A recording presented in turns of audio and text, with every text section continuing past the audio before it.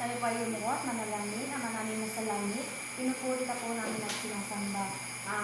Salamat po sa araw-araw at salamat din po sa kaligtasan, blessings at paglayo mo sa amin sa mga sakit at kapanganakan.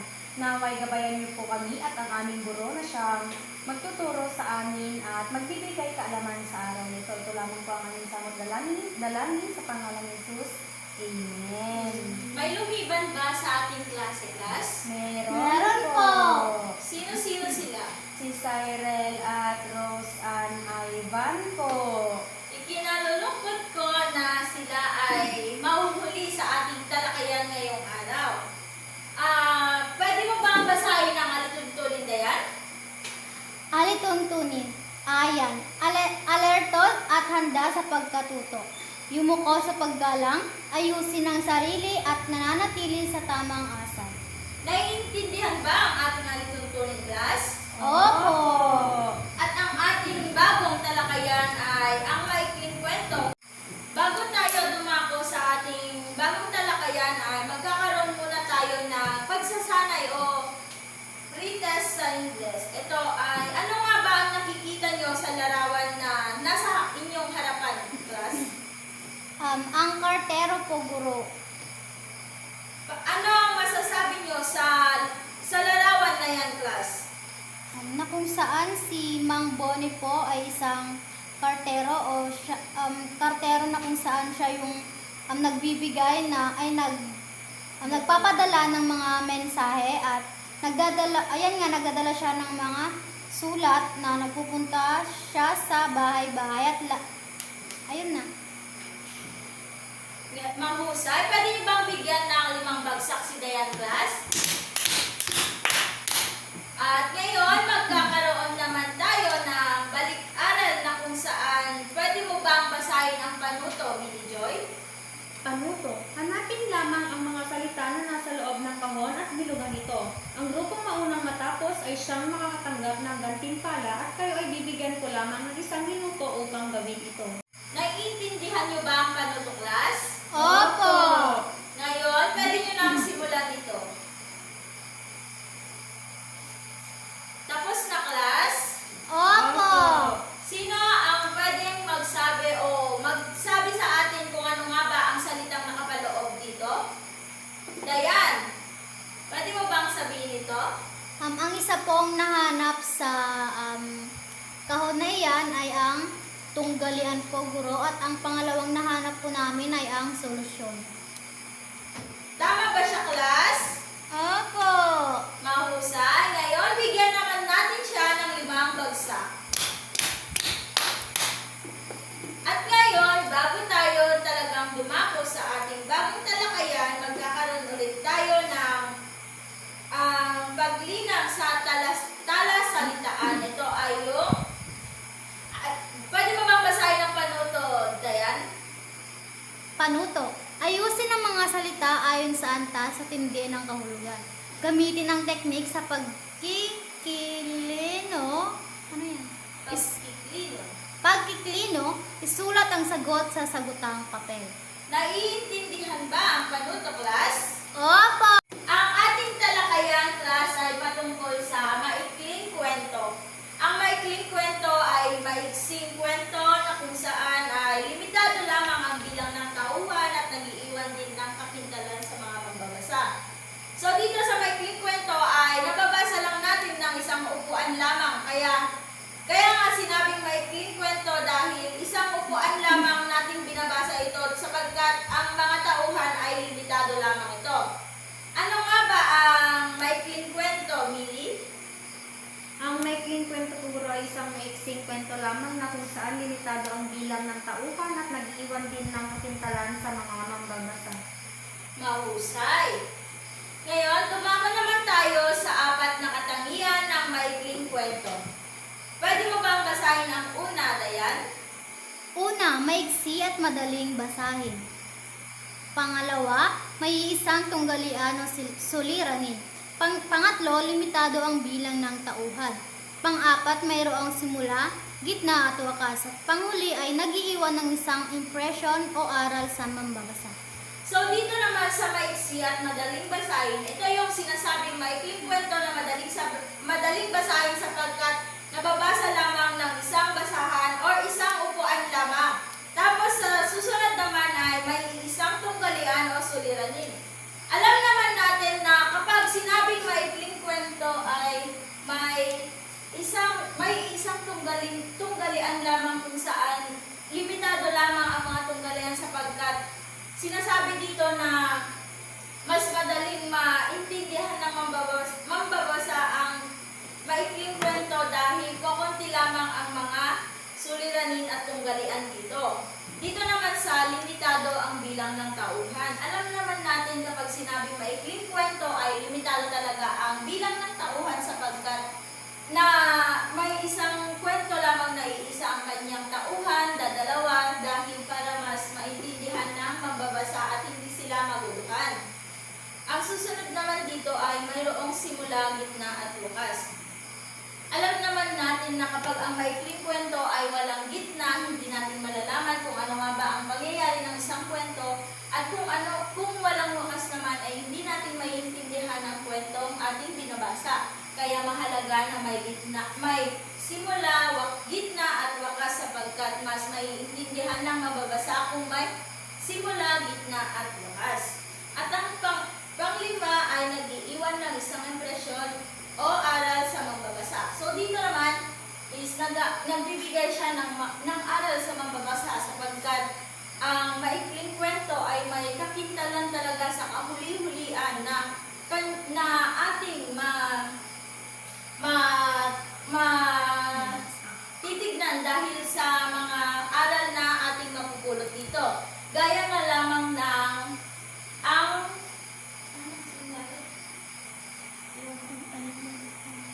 Kwento ni Mabuti. gaya ng kwento ni Mabuti na kung saan nag-iwan siya ng kakintalan sa mga mambabasa. Dadako naman tayo ngayon sa elemento ng maikling kwento. Pwede mo bang basahin, Dayan, ang elemento ng maikling kwento? So, dito po sa elemento ng maikling kwento, meron tayo tauhan, tagpuan, banghay, tunggalian, tema at pananaw. So, dito sa mga elemento ng maikling kwento ay may tauhan na kung saan may gumaganap sa kwento. Siyempre, kung walang gumaganap sa kwento, hindi natin malalaman kung ano nga ba ang nangyayari sa isang kwento. At sa tagpuan naman, ito yung dun sa pinangyarihan ng kwento kung saan gaya na lamang ng hospital or sa eskwelahan, gano'n. Kaya dapat na may tagpuan ng isang kwento para mas maintindihan ng mababasa. At ang banghay, ito naman ang pagkasunod-sunod ng pangyayari sa kwento. Alam naman natin kapag sinabing maikling kwento, may pagkasunod-sunod na pangyayari kung saan mas maiintindihan ng mababasa para mas malinaw at maintindihan nila dahil kung magulo ang banghay mo, hindi nila maiintindihan kung ano nga ba yung sinasabi o pinaparating ng isang kwento. At sa tunggalian ay ang suliranin o problema sa kwento. Hindi naman mabubuo ang isang kwento kung walang suliranin. Gaya na lang sa totoong buhay, di ba, class, na may nangyayaring problema dahil alam natin na mas pinapatatag tayo kung may problemang dumarating sa ating buhay. Naiintindihan niyo ba, class? Opo! At sa tema naman ay ang pangunahing idea o mensahe ng kwento. So dito, ito naman yung idea ng isang kwento o yung ginawang kwento kung saan may mensahe siya sa atin bilang mambabasa. At ang pang-anim ay ang pananaw kung saan kung sino ang nagkukwento. So dito naman kung sino yung mga nagkukwento, alam natin na kapag ang isang tao ay yung pagkwento niya ay talagang maganda, ay mas nagiging engganyo ang kanyang kwentong ikinekwento. Naiintindihan ba, class? Opo! At pwede mo bang basahin ang nakasaad dyan sa iyong harapan, Dayan? Ang pintas. Kwento ng tauhan. Nakatuon sa paglalarawan ng personalidad ng tauhan. At kwento ng tagpuan, binibigyang diin ng lugar at panahon. Kwento ng banghay, mahalaga ang pagkakasunod-sunod ng mga pangyayari. Kwento ng kaisipan, naglalayong magpahayag ng isang idea o kaisipan. At kwento ng katatakutan, naglalayong magdulot ng takot o sindak. So dito naman sa kwento ng tauhan ay nakatuon sa paglalarawan ng personalidad o personalidad ng tauhan. So dito, ito yung nilalarawan niya ng buo ang mga tauhan sa isang kwento. At ang pangalawa naman ay ang kwento ng tagpuan kung saan binibigyang diin or pinapaliwanag niya kung saan ang tagpuan or kung saan naganap ang isang kwento. At ang pangatlo ay ang banghay, mahalaga ang pagkasunod-sunod sa pangyayari. Gaya nga ng sabi ko kanina na mas mahalaga ang pangyayari mahalaga ang pagkasunod-sunod ng pangyayari ng isang kwento sapagkat mas maiintindihan ng mag-aaral kung ano nga ba ang pinaparating ng isang kwento dahil kung malinaw ang isang kwento, mas maeengganyo ang mga mag-aaral na magbasa dito. At ang pang-apat ay ang kwento ng kaisipan, naglalayong magpahayag ng isang idea o kaisipan. So dito naman, ito yung nagbibigay or naglalayong magpahayag ng isang idea ng isang mambabasa or yung mga mambabasa, gaya na lang yung pagbibigay ng gaya kapag nakabasa kayo ng isang kwento class, magbibigay kayo ng idea sa nabasa niyong kwento para mas maintindihan din ng nakakarami kung ano nga ba talaga ang pinaparating ng isang kwento. At sa kwento ng katatakutan, ito naman yung nagdudulot ng takot o sindak, gaya na lang dito yung mga kwentong katatakutan na nangyayari or pinapanood natin sa Netflix. Di ba, ang daming mga lumalabas ngayon, lalong-lalo na nung mga nung November 1, lalong-lalo na doon kasi ang daming mga nag-costume na nakakatakot talaga. Kaya dito sa kwentong katatakutan ay ito yung kwentong talagang magpapatindig or magpapatayo ng balahibo mo. Naiintindihan ba, class? Opo. At ang susunod ay, pwede mo bang basahin, Billy? Kahalagahan ng maikling kwento. Nagpapalawak ng imahinasyon. Ang mga maikling kwento ay nagdadala sa atin ng iba't ibang mundo at sitwasyon. Nagpapakita ng iba't ibang kultura at karanasan. Sa pamamagitan ng maikling kwento, nakikilala natin ang mga tao mula sa iba't ibang lugar, panahon at pamumuhay. So, ang kalagan naman ng kwento ay, ito yung nabibigay sa atin ng mga iba't ibang mga aral. Gaya na lang ng kapag may kwento tayong binabasa, ay parang kinoconnect natin siya in real life situation sapagkat may mga karanasan din tayo kapag sa nabasa natin kwento. Dahil sa nakikilala natin ang mga tao mula sa iba't ibang lugar, panahon at pamumuhay. So, sa pamamagitan ng maikling kwento, may mga nalalaman tayo kung saang lugar nga ba nangyari ang isang kwentong itong isinulat ng mga nagsusulat ng maikling kwento. At ang uri naman ng maikling kwento ay ang kwento ng tauhan na kung saan nakatuon sa paglalarawan ng personalidad na tauhan, kung saan ito yung sinabi ko nga kanina na ito yung nagbibigay o nagpapakilala sa mga tauhan. At ang kwento ng tagpuan, parang ito lang din class kanina yung sinabi ko na yung lugar kung saan nangyari ang kwentong binasa natin, kung saan ito nangyari or kung anong panahon ito nangyari. At ang banghay, ito yung pagkasunod-sunod na mga pangyayari na kung saan mas malinaw at mas maiintindihan ng mambabasa kung maayos ang pagkasunod-sunod na pangyayari. At ang kwento ng kaisipan, ito yung nagpapahayag ng idea o kaisipan ng isang mambabasa. Inulit ko lamang class at ang kahalagahan ng maikling kwento ay nagbibigay ng aral at inspirasyon. Ikaw, Dayan, may nabasa ka na bang maikling kwento na nagbigay sa iyo ng aral at inspirasyon? Opo, guro. Pwede mo bang sabihin kung ano ito? Ang pamagat po ng kwentong iyon ay ang ama na sinulat ni Mauro. At ang aral na mapupulot po dito ay patungkol dito kung gaano nagsakripisyo ang isang ama para po sa kanyang pamilya. At hanggang sa nakapagtapos ang kanyang mga anak ay ang mga anak naman po dito ay hindi pa rin kinalimutan kung ano ang mga nagawa ng kanilang ama nung sila ay mga bata pa. Mahusay. Sapagkat ang mga nababasa nating kwento ay nagbibigay talaga ng mga aral para sa sarili natin at ang isa pa dito ay nagpapalago ng bokabularyo. Alam naman natin na kapag nakabasa ka ng isang kwento ay napapaisip ka kung paano nangyari yung isang kwentong yun dahil na din sa, syempre napapatanong tayo kung ano nga ba ang susunod na mangyayari sa kwentong yun. Ang pagbabasa ng maikling kwento ay nagpapakilala sa atin sa mga bagong salita at ekspresyon. So dito naman na alam naman natin na ang maikling kwento ay may iba-ibang version, gaya na lang ng iba-ibang salita sapagkat ito yung nalalaman naman ng mga mambabasa o nagpapakilala sa atin para malaman kung ano nga ba yung salitang iyon dahil syempre bago sa atin bilang mambabasa. At ang kahalagahan ng maikling kwento ay nagpapabuti ng kasanayan sa pagbasa at pagsulat. Ang regular na pagbabasa ng maikling kwento ay nakakatulong upang mapibilis ang ating pagbabasa.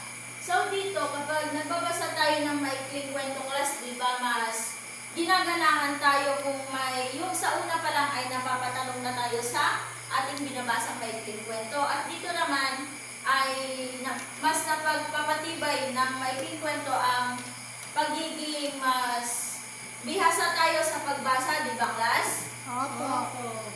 At angkop na din dito ang pagsulat, gaya ng syempre pag may maikling kwentong nabasa ka or pinabasa sa ng isang teacher ay sinasabi niya dito na magsulat kayo ng magsulat ng kapintalan o sarili niyong kapintalan or ano ang mga aral na napulot sa kwento, di ba class? Opo.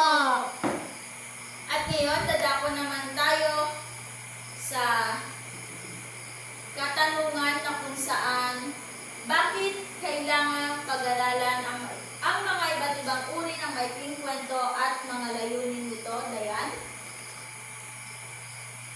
Pakiulit po yung tanong, Guro. Bakit kailangan pag-aralan ang mga iba't ibang uri ng maikling kwento at mga layunin?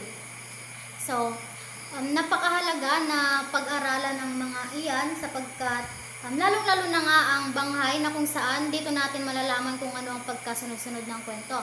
Ang maikling kwento ay magulo kapag walang banghay. Lalong-lalo na kung walang tauhan na kung saan sila ang gumaganap sa isang kwento. Pwede mo bang dagdagan ito, Mili? So, ang layunin po ng isang maikling kwento, Guro, ay magbigay po ng aral sa atin. So, kapag wala po ang maikling kwento o wala po nagsusulat ng mga maikling kwento ay hindi po tayo natututo o hindi po tayo aware sa mga tama o maling nangyayari dahil po sa mga sinusulat ng Kayakda Guro na maikling kwento katulad na lang po na si Mabuti, Empeng Negro, mga ganun is may mga napupulot po tayong aral dito at yung mga kwentong iyon ay hindi lamang hindi lang nakakapulutan ng aral, kundi ang din po natin, i-base din po natin siya sa ating buhay or sa ating real life situation po. Pwede mo bang ibigay ang elemento ng maikling kwento, Dayan?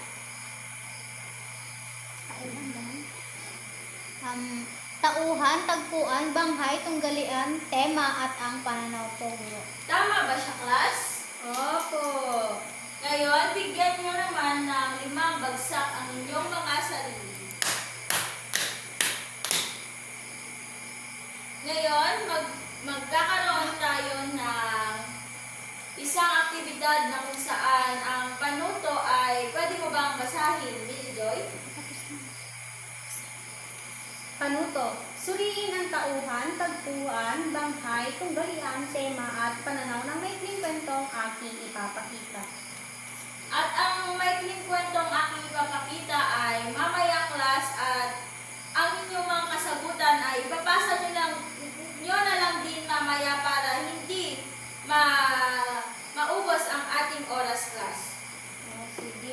At dito ay may isang magbigay ng refleksyon o sariling idea patungkol sa kwentong ating binasa at kung ano ang masasabi mo sa wakas ng kwento. So dito class, nabasa niyo na ba ang kwento ni Mabuti? Opo. Ano ang masasabi mo sa wakas ng kwento at kung ano nga ba ang sarili mong idea patungkol sa kwento yun? Mili? So, sa kwento po ni Mabuti kasi guro is, kilala siya bilang isang masiyahin, tahimik at hindi kakikitaan ng problema o suliranin sa buhay guro. At dito po ay nalaman ko ng kanyang isang estudyante kung saan ang estudyante nito ay yung tagapagsalaysay sa kwento, which is nalaman niya na si Mabuti pala ay isang ina at asawa na may mabigat na suliranin sa buhay at ang wakas po nito guro ay na pagtanto ng bata na sa kabila ng malaking problema o suliranin na kinaharap ni Mabuti ay hindi niya pinapakita o hindi niya dinadala sa kanyang pagtuturo. Kung kaya, sa kwento nito guro is makikitaan natin na problema ay hindi dapat natin dinadala o hindi dapat natin pinapakita sa ibang tao bagkus maaari pong maapektuhan yung ibang tao or maapektuhan or ma-judge po tayo ng ibang tao. Base po kasi hindi naman po tayo magkakapareho ng pagkakaintindi. So, mas mainam na lang po na sarilihin or sa family na lang po ang family na lang po ang nakakaalam sa problema po. Bigyan naman natin siya ng 5 bagsak class. At ang susunod na ating gagawin ay sagutin ang mga katanungan at suriin ito ng maayos. Ang kwentong class ay ang paglalakbay ni Tata Pulo. Kaya mangyari, inyo nang gawin, inyo nang suriin kung ano nga ba ang mga pangyayari dito class. Pwede nyo nang simulan. Okay po. At sagutin ang katanungan na nandyan sa inyong harapan. Okay na class? Opo. Yan. Mangyari, ipasa nyo na lang mamaya ang inyong mga papel. At dito naman ay ang inyong takdang aralin ay, pwede mo bang masahin na yan? Panuto. Pumili ng isang maikling kwento na isinulat ng isang kilalang manunulat. Halimbawa, ang kwintas ni Guy de Maupassant, Footnote to Youth ni Jose Rizal. Dito, pumili na lamang kayo ng mga maikling kwento at inyong suriin ang mga ito. At ito naman ang inyong pamantayan para sa inyong pagsusuri class. Pwede nyo na lamang itong kuhanan ng litrato o larawan class. Opo. Naiintindihan ba class